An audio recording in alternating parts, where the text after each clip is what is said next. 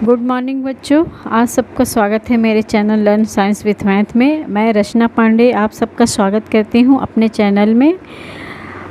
सभी बच्चों को बहुत बहुत स्वागत है मेरे चैनल में। सभी व्यूवर्स को भी बहुत बहुत स्वागत है। सभी को सादर प्रणाम। बच्चों को स्नेह। आइए आज हम NCERT class 7 science lesson 4 heat या उष्मा, इस पाठ के जितने भी प्रश्न उत्तर हैं उनको आज यहाँ पर हम हल करेंगे और उसको मैं आपको विधिवत समझाऊंगी, जिससे आपको समझ में भी आ जाए और उनके क्वेश्चन आंसर जो हैं आपको अच्छी तरह से याद हो जाएं। तो आइए चलते हैं हम अपने पहले प्रश्न की ओर। प्रश्न नंबर 1 है, प्रयोगशाला थर्मामीटर और नैदानिक थर्मामीटर के बीच समानताएं और अंतर बताइए। यानी हमें प्रयोगशाला तापमापी और डॉक्टरी थर्मामीटर के बीच में समानता और अंतर बताना है। तो जो प्रयोगशाला मापी होता है और जो डॉक्टरी थर्मामीटर का मतलब जिससे हम अपने शरीर का तापमान मापता है, उसे हम डॉक्टरी थर्मामीटर कहते हैं। और प्रयोगशाला तापमापी जिनसे हम प्रयोगशाला में उपयोग करते हैं, उसको हम प्रयोगशाला तापमापी कहते हैं। तो इस तरह से अब हमको इन दोनों में समानता बतानी है कि दोनों में समानताएं क्या हैं और इन दोनों में अंतर क्या है, यह हमें यहाँ पे इस प्रश्न में पूछा गया है। तो क्या है कि पहले हम आपको समानताएं बताते हैं। दोनों में एक लंबी संकीर्ण समान कांच की ट्यूब होती है, ये समानता है। फिर दूसरा, दोनों के एक सिरे पर एक बल्ब होता है। फिर दोनों में बल्ब में जो बल्ब होता है उसमें पारा होता है और दोनों कांच की नली पर सेल्सियस पैमाने का उपयोग करते हैं। ठीक इस तरह से ये प्रयोगशाला तापमापी और जो डॉक्टरी थर्मामीटर हैं, इनके बीच ये समानताएं हैं। अब इन दोनों में अंतर क्या है? तो एक जो डॉक्टरी थर्मामीटर है, इसका जो तापमान होता है 35 डिग्री सेल्सियस से लेके 45 डिग्री सेल्सियस तक होता है, जबकि जो प्रयोगशाला थर्मामीटर की सीमा होती है तापमान की, वह -10 डिग्री सेल्सियस से लेके 110 डिग्री सेल्सियस तक होती है। ये दोनों में अंतर है। और दूसरा अंतर यह होता है कि जो हमारा डॉक्टरी थर्मामीटर होता है, उसके जो बल्ब होता है उसमें एक किंक होता है, जबकि जो प्रयोगशाला थर्मामीटर होता है उसमें कोई किंक नहीं होता है। अब इस डॉक्टरी थर्मामीटर और प्रयोगशाला थर्मामीटर को समझने के लिए आप मेरे YouTube चैनल में जाके थर्मामीटर उष्मा पाठ से संबंधित थर्मामीटर पाठ वीडियो को आप अच्छे से देखिए, समझिए।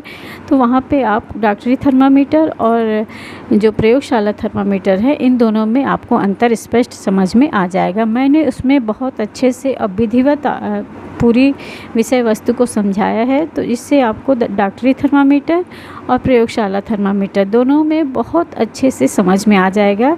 इसके लिए आपको मेरे YouTube चैनल में जाना पड़ेगा और मेरे वीडियो को देखना पड़ेगा। अब चलिए अगले प्रश्न की ओर चलते हैं।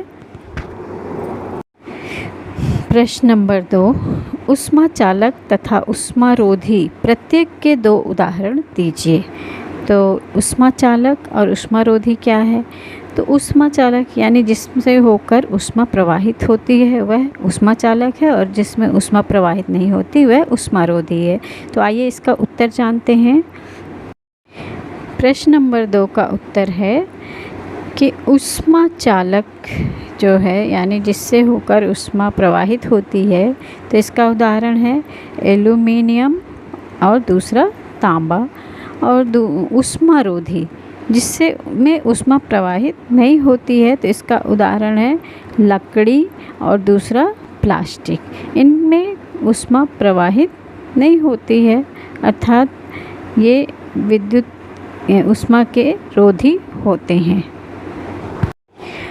प्रश्न नंबर 2 में प्रश्न है, रिक्त स्थानों की पूर्ति कीजिए। तो हमें यहाँ पे कुछ वाक्य दिए गए हैं, उनमें हमें कुछ जो उचित शब्द होंगे उनको हमें वहाँ पे भरना है।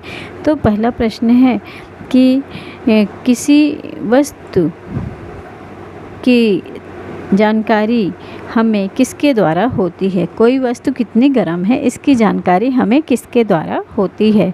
तो यहाँ पे हम क्या कर सकते हैं, उसके तापमान के द्वारा हम निर्धारित कर सकते हैं कि कौन सी वस्तु कितनी गर्म है। दूसरा प्रश्न है, उबलते पानी का तापमान किस तापमापी के द्वारा मापा नहीं जा सकता? अर्थात किस थर्मामीटर के द्वारा हम उबलते पानी का तापमान नहीं माप सकते हैं? तो इसका उत्तर है उबलते पानी का तापमान डॉक्टरी थर्मामीटर के द्वारा मापा नहीं जा सकता है। यह केवल मानव शरीर के तापमान को मापने के लिए बनाया गया है। इस वजह से उबलते पानी का तापमान डॉक्टरी थर्मामीटर के द्वारा हम नहीं माप सकते हैं। तीसरा प्रश्न है कि तापमान डिग्री में मापा जाता है, तो तापमान को किस डिग्री में मापा जाता है? तो इसका सही उत्तर है सेल्सियस डिग्री में मापा जाता है। प्रश्न 4 खाली स्थान का प्रश्न नंबर 4। अगला प्रश्न है कि किस प्रक्रिया द्वारा गर्मी के स्थानांतरण के लिए किसी माध्यम की आवश्यकता नहीं होती है? अर्थात ऐसी कौन सी क्रिया है जिसके लिए माध्यम की आवश्यकता नहीं होती है? ऊष्मा के स्थानांतरण के लिए माध्यम की आवश्यकता नहीं होती है, तो या बिना किसी माध्यम द्वारा ऊष्मा स्थानांतरण के प्रक्रम को हम क्या कहते हैं? तो विकिरण। वह प्रक्रिया क्या है? विकिरण की प्रक्रिया में किसी माध्यम की आवश्यकता नहीं होती है। प्रश्न नंबर 3 का घ नंबर 4 नंबर, स्टील की एक ठंडी चम्मच गर्म दूध के प्याले में रखी गई है। यह अपने दूसरे सिरे तक ऊष्मा का स्थानांतरण किस प्रक्रम द्वारा करेगी? अर्थात एक स्टील की चम्मच है, उसे गर्म दूध में डाला गया है, तो वह ऊष्मा का स्थानांतरण किस प्रक्रम के द्वारा करेगी? क्योंकि हम जानते हैं ऊष्मा का स्थानांतरण 3 विधियों से होता है, चालन, संवहन और विकिरण। तो यहाँ पे ठोस वस्तुओं में जो है ऊष्मा का स्थानांतरण चालन विधि से होता है, तो इसलिए यहाँ पे चम्मच क्या है? एक ठोस है, तो इसमें ऊष्मा का स्थानांतरण किस विधि से होगा? चालन प्रक्रम के द्वारा होगा। ठीक। प्रश्न नंबर 3 का 6 नंबर, हल्के रंग के वस्त्रों की अपेक्षा किस रंग के वस्त्र ऊष्मा का अधिक अवशोषण करते हैं? तो इसका उत्तर होगा कि हल्के रंग की अपेक्षा गहरे रंग के कपड़े ऊष्मा का अधिक अवशोषण करते हैं या अवशोषित करते हैं। अगला प्रश्न हमारा है, कॉलम ए में दिए गए कथनों का मिलान कॉलम बी के शब्दों के साथ मिलान कीजिए। तो इसका हम सही उत्तर है कि थल समीर के बहने का समय रात होता है, यानी जो थल समीर होती है वह कब बहती है? रात के समय। फिर समुद्र समीर के बहने का समय दिन होता है। फिर गहरे रंग के कपड़े पसंद करने का समय होता है सर्दियों के लिए, और हल्के रंग के कपड़े पसंद करने का समय होता है गर्मी के लिए। ठीक, इस तरह से ये हमने कॉलम मिला लिए और आप इसे व्यवस्थित अपनी नोटबुक में लिखिए।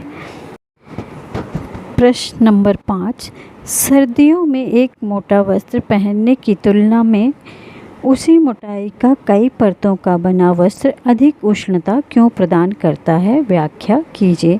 अब हमसे प्रश्न यह कर रहा है कि ठंडी के मौसम में हम एक मोटा वस्त्र पहनेंगे तो उसकी अपेक्षा हम कई परतों वाला जो कपड़ा पहनेंगे वह हमें ज़्यादा गर्मी प्रदान करता है। ऐसा क्यों होता है? तो आइए इसका उत्तर जानते हैं।